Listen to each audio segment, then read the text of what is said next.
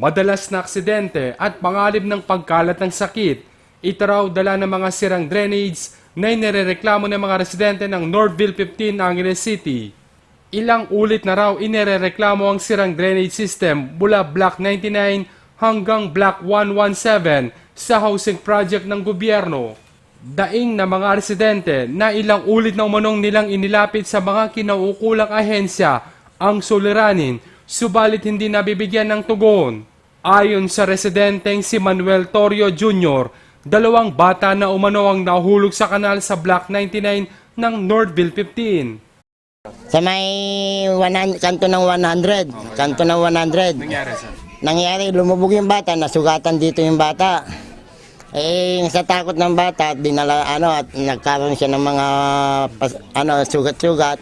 Yung mga sasakyan dito, halos hindi nga makadaan dahil dyan sa baha na yan, natatakot din sila.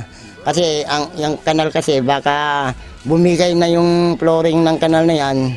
Sakit naman ang pinangangambahan ng residenteng si Lea Sikat dahil hindi dumadaloy ang tubig sa kanal. Yung mga bata nagkakasakit na ng mga yung eksema, ganon. Siyempre dahil hindi nga po yung tubig is hindi po dumadaloy sa kanal, nasa stay lang po dyan sa ano. Ang kinakatakot is yung dengue na talagang, yung sakit na talagang dadapuan tayo. Maging ang maruming tubig mula sa gripo ay dinadaing din ng mga residente. Yung iniinom namin, amoy putik na.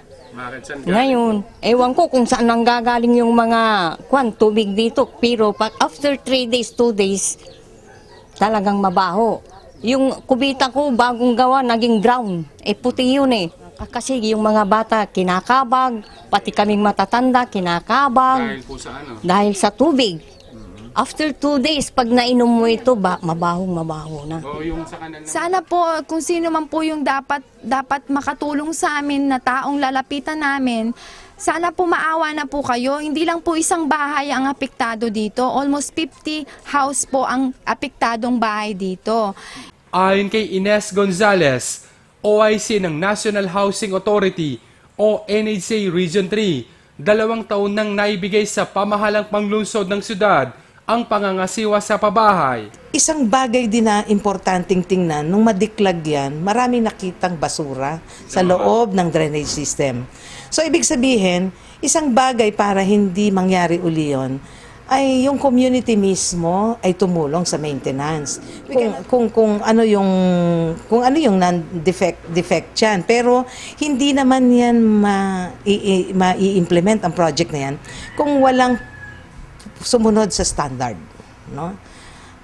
At pag in-implement yan, humingi sila namang building permit. Ayon naman kay Engineer Donato Dizon, City Engineer ng Angeles.